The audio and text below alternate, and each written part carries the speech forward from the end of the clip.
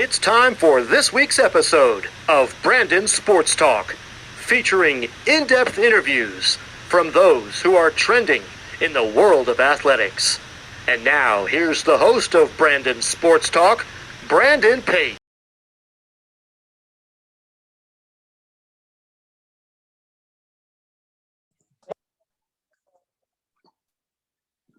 Welcome back to Brandon Sports Talk. In today's episode, I have the privilege to interview the Carolina Mudcats manager of multimedia, Evan Moesta. How are you doing today? I'm doing great, Brandon. How are you? I'm doing good. Can you talk about how you knew that you wanted to work in professional sports? Yeah. So I think my passion and my desire to get into professional sports started a little bit earlier than some. I was really into it when I was growing up. And then when I got into high school, I know I kind of wanted to get into media, broadcasting, different things like that. So when I was in high school, I got really involved with kind of the broadcasting and media side of things at the school, started shooting and editing lots of videos for, every single sport that they would let me shoot and edit videos for. And through that, I kind of entered wanting to get into play-by-play broadcasting. And then I got really good, for the lack of a better word, at shooting and editing video and video production, that it kind of helped steer me down this path. And then kind of growing up in my late teenage years, I really started to look for places to be able to publish all of the content that I was creating. And at that time, Twitter and Instagram were really rapidly growing. And so I started learning how to use those platforms as a way to host my content when I was creating it. And so I kind of taught myself social media through that. And it all worked out really well for me, getting a chance here with the Mudcats to do what I do. But I always knew I kind of wanted to get into sports media, and then I kind of just let it take me on a journey and on a path to where I am now. How did you know that you wanted to work in social media for a sports team?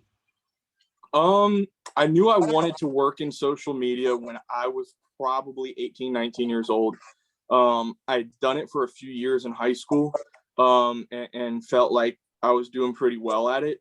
I don't think I truly knew that I wanted to solely do social media stuff until probably after my first season with the Mudcats. My first year with the Mudcats, I was primarily video production, and then took on the role of doing a lot more on social media about halfway through that first season. I was producing a lot of the content that was going on social media, to the point where, I just think to make things easier, they just started letting me post them. And so then at that point, I started to be able to develop a brand voice for us at the Mudcats, one that, we really had needed to develop. So I developed that brand voice in 2017 for the Mudcats. We did very well. We performed very well on social in 2017. And then going into 18, I felt like I had kind of full ownership of the brand's digital social voice. And I really got into it then in 2018. And then in 2019, I really felt like we had an amazing year on social, just in regard to it finally looking like what we've always wanted our social image to look like. That made me very, very happy. So I think as time's developed, I've looked at it and been like, yeah, this is definitely a path that I enjoy the most. Of course, can you talk about what is the Carolina Mudcats brand voice? Sure. So we, as many minor league teams, like to advertise having affordable family fun and entertainment. We are branding ourselves as a home for family, a home for fun, and a home for baseball. And as a lot of minor league baseball teams do, it's baseball kind of plays second to the entertainment side of things. And so our voice has to be very family friendly, very fun, and it has to be baseball centric at times. And in doing that, I think it's very personable. It has some character to it. It has some personality to it. It's not in the first person. I know some accounts, especially in minor league baseball, have done a very good job of developing their voice as like a first person voice. Ours isn't there, but speaking as part of the Carolina Mudcats, we like to have fun and show our personality and show our side. I think people really thoroughly enjoy that type of content and that way of consuming our social content. And our voice on every platform is different. On Twitter, our following really enjoys the baseball side of things. They want to see what the top prospects are doing. They want to see how the team is doing. They care about wins and losses. They care about home runs and strikeouts. Whereas our Facebook following is not that way. Our Facebook is more concerned on what promotions do you have coming up this week? What time is tonight's game? Is tonight's game rained out? Different kind of business and baseball stadium questions. That's where more of our fans are. And then when you turn over to an app like Instagram or TikTok, it's a little bit more laid back and it's a little bit more casual. And those people aren't looking for highlights as much as they're just looking for eye-catching things and things that are aesthetically pleasing and things that jump out on the page to them, things that'll make them stop scrolling. They really enjoy. So that's artistic pictures. That is really complex videos that kind of are fun, lighthearted. Our tone on Instagram and TikTok is very casual and very fun, more so than our Twitter and definitely more so than our Facebook. So it is kind of fun to, in a way, take on multiple personalities with how each of our platforms work. What is the process of posting and running a social media for a professional sports team? So it's different. Everything kind of differs. You have a lot of brands are very calendar based and very structured with how they run their socials. So they have everything mapped out, everything planned out on this time at this day. This is going to go out. I think one of the great things about minor league baseball is that it's very unpredictable. So in saying that, you can't be as structured and as scheduled. Obviously, you have future games coming up that you want to advertise and talk about, and you have little things here and there like sponsored posts that'll go out on social media and whatnot. But honestly, it's very spontaneous. Usually in the off season, I'll get in every morning and just see what's cool and what's topical and what's trendy and how can we, as the Mudcats, insert our brand into that conversation. That's kind of the main deal for us. And then in season, we take what the night gives us, and we display what the best from that night was. Going into every game, we really do a good job of planning out what we already know is going to happen that night, whether it be a ceremonial first pitch, whether it be a certain player is playing for us that night that we want to highlight. It could be a giveaway item or a special jersey that we're wearing. We identify that ahead of time, so we make sure that we get that content and it's going out on social media. That way, at the end of the day, we have a pretty solid base of what went out that night. But then if it happens that we hit a walk-off home run or a pitcher has a really nice performance and we capture that, then that's icing on the cake.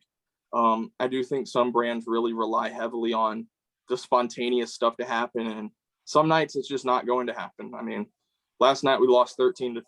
There wasn't much to talk about, but it's just about gleaning out the best possible content that you can kind of get there and make the best lemonade out of the lemons you're given each day. Of course, where do you get your inspiration from? Do you get your inspiration also from Winston-Salem Dash, Amanda Weaver, and others? Yeah, there's some really good social media accounts out there. I will say in this area and in North Carolina, like there are some very good social media accounts that really challenge myself, and I think we kind of all challenge each other to be at a very high standard, more so than some other markets. In our market here and with the Mudcats, we're in this Raleigh market and we're in the Triangle, and so you have the Carolina Hurricanes, you have NC State, UNC, Duke, you have the Durham Bulls, you have NCFC, the North Carolina Courage. Gosh, the list goes on, and they're all incredible social brands. I mean, the Carolina Hurricanes with what Matt Suter and Dan LaTorca and Mike Foreman and all those guys do out there with their marketing and digital and social is just through the roof crazy. The Carolina Hurricanes have one of the best social brands in all of sports top to bottom. And I'm in that same market as a social brand for a sports team. That's very challenging and fun because it holds me at a standard where I know that our consumers in this area look at what the Hurricanes do on social media and don't really say, okay, well, the Mudcats are a minor league baseball team, so they can be worse. They hold you as a professional sports team in the market to the same standard. So it challenges you to be able to compete and be able to produce at that level. Also, like the Durham Bulls, they're a very iconic brand in minor league baseball and just baseball in general. And Andrew Green and all the guys out there do a fantastic job with the Durham Bulls brand. And, you look at NC State, you look at Duke and UNC, just with what they do as a college athletic department. They have a very significant national brand. And so I know that our local consumers are taking in their social content. So in order for them to be able to take in our social content and appreciate it, then what we do has to be at that level, and we can't settle for less. And so it's a great challenge in this market to be able to be in a market with so many great social brands and social voices. And they really help set the standard for what it's like. And honestly, it's very fun to be a part of that. It's very fun to be in that conversation and be able to produce things that are at that level. I think it elevates our brand at the Carolina Mudcats to an even higher level than it already is. And that's pretty fun. But across the state, you look at the social media managers in minor league baseball alone. They're really good. You look at the Durham Bulls, and you look at the Down East Wood Ducks and the Fayetteville Woodpeckers and the Winston-Salem Dash, as you had mentioned, and the Greensboro Grasshoppers, the Asheville Tourists. I mean, our state's just loaded top to bottom, east to west, with phenomenal brands on social media. The Kannapolis Cannonballers, the Charlotte Knights, the Hickory Crawdads. You go across the board, they're so good. And it really gives you no other choice but to hold yourself at a very high standard and be able to compete as a social brand and a social voice, because you're going up against some really good people. And I don't mean that in a competitive way, but in a branding way, it brings the best out of you. What is it like to create promotions for the Carolina Mudcats games? It can be a little challenging. It can be a little tricky. You have to think outside the box, as most minor league baseball teams do. You have to understand that, while it may be wacky, it has to be something that somebody sees and makes them want to come out to the ballpark and attend the game. It's as much as we pride ourselves on family fun entertainment, having enhancements to the night, like giveaway items and different themed nights, really helps push that needle to get fans out to the ballpark even more. And we think about that when we go through the process of making a promotional schedule for a season. And then, this year we're doing it month by month, but we look at what does well in previous years, and we determine how can we do that but better? How can we do that but different? How can we take that to another level? Can we take something that used to do well and kind of mix it and match it and see if it'll have that same success? This year, as many minor league baseball teams are doing, we are kind of recycling our old 2020 promotions. So we have a hoodie coming out next week. We have a couple jerseys on the way, a Hawaiian shirt, a hat, different things like that. And then for the other promotional nights, honestly, it is a monkey see, monkey do industry. So we have different things that we've seen other teams do that we think relate well to our demographic. Things like a poster giveaway night, or a post-game catch on the field, different things like that, that we've kind of stolen, mixed and matched around and remixed our own way from some other teams that we've seen in the league or seen across minor league baseball. So, I wish I was one of the great promotional minds in minor league baseball with trophy cases full of golden bobbleheads, but I'm not. But I definitely look up to those people and appreciate what they do. And when we sit down and we kind of think of what's the next great thing we can do, I definitely kind of look over towards some of those other people in the industry and say, yeah, let's see what they're up to. What is a typical game day like as a multimedia manager? Yeah, so game day is pretty hectic. This year, especially, handling a lot of different roles within our organization with promotions, customer relations, um, multimedia, social media, all of that. Usually, what my day entails is getting in the morning, making sure that our in-game entertainment script is written for the day. So an inning by inning breakdown of all the reads and videos that we're going to do throughout the game. Make sure that script's all built together, loaded up upstairs in our production room. So making sure that all the fan cams are in order, make sure that all of our graphics are in order, set up our broadcast for the night. There's a ton of different things upstairs when we stack our show together, is what it's called. But when we go upstairs and stack together our show, it's probably a 1-2 hour process of getting all the music together, getting all the graphics together, getting all that put in. And then it's a lot of just setting things up, putting things in place, setting up our customer service booth, putting our promotions people in the right places, making sure our programs are out in the right places and stuff with rosters and doing different things like that. And then when the game starts, things are still at a very fast pace, but they are a little bit more controlled. Everything's in place. Employees are doing their jobs. Everybody's kind of handling things in place, and you can sit back a little bit or step back a little bit and watch it all develop. But for me as a multimedia manager, I am moving around the stadium with my camera, grabbing different photos of fans, players, all that stuff, grabbing video as well for our social content. So if you go onto any of the Mudcats social media channels, during a home game, you're going to see a lot of photos and you're going to see a lot of live highlights that I shoot from the stands. And then along with that, just helping with promotions and different stuff like that. Usually a lot of the work goes in to what we do when the team's on the road, making sure that videos are put together, highlights are being packaged together, and whatnot. But I definitely think there's a ton of stuff that goes behind the scenes that people don't really see. And in the day of a multimedia manager, it can be it's very rewarding, it's very fun, but it can be a little hectic. What is it like? You said that you shoot during the game and then post. What is that process like of that quick turnaround? For example, you might be in the first inning and then you might have to have something out before the bottom of the first inning. Yeah, so I have become a master of time management, knowing what I have to do and when I have time to go and post things. Some days I don't have time and I just have to make time later on.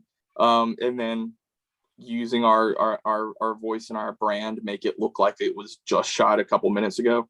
But usually what I will do is, while I'm moving throughout the concourse and moving throughout the stadium throughout the course of the game, I'm always keeping an eye on what's happening. And when I know we get to certain points of the game, like I really can kind of carve out time to go and capture content. So if I know that we have runners in scoring position and we're at the plate and we have a chance to score a run, I might just stop what I'm doing real quick, go get that video clip, and then, I know the next time I have a break to go run into the office and drop it up on social media. If our pitcher has 2 strikes on a hitter, that's the time to just stop, pull up your camera and shoot to see if you can get a strikeout. And I try to follow along with that. So I know if, I'm walking through the concourse doing something else and I notice that our pitcher just struck out a guy or two, then I might stop what I'm doing, move into place where I can get a good shot of him striking out the side. And I can show that third and final strikeout of the inning, post that on social and say, okay, Justin Bullock just struck out the side in the 3rd inning. And it can be the video of his final strikeout of the inning where maybe he pumps his fist and walks off the field. But in the back of my head, there's that lead up to it where it's like, okay, I know he has 1 strikeout. Okay, that's another one. So he's got the potential to get 3. If I can get to this area in enough time, let me see if I can get that 3rd one. All right, he's got 2 strikes on the batter. Let me make sure I get this. Okay, he just struck him out. Let me get the clip. Do I have time to take this into the office right now? No, I got to go do this. Okay, once I'm done with that, I'm going to go into the office and post it. It's just a bunch of time management and constantly if we have a big inning, like let's say we hit a home run, and then the next guy doubles, I don't want to leave and go upload the home run and potentially miss another base hit that scores the guy on second. So I might stay there for the entire half inning.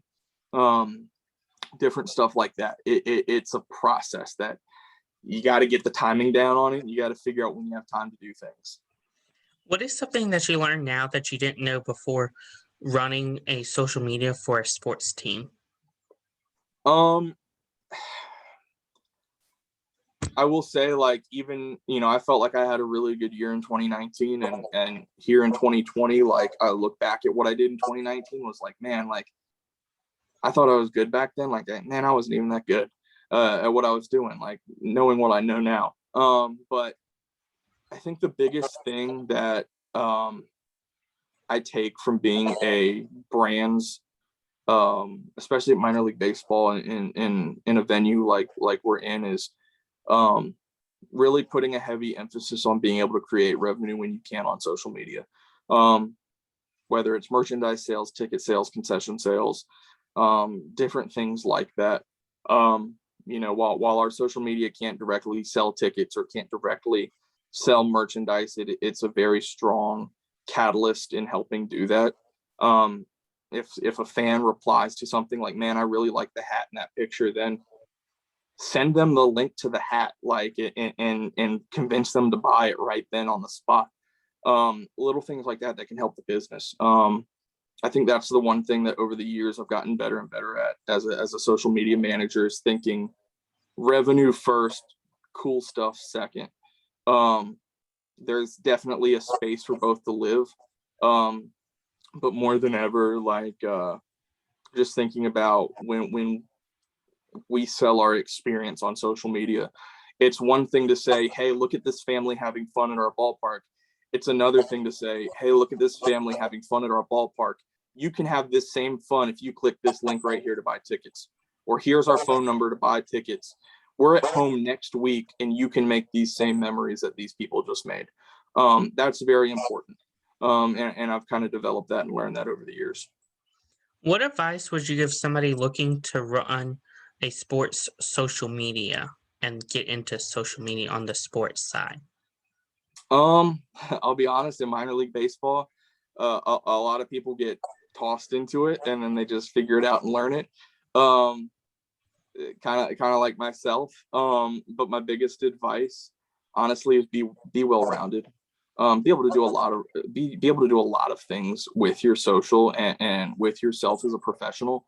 I take a lot of pride in being able to be a good videographer.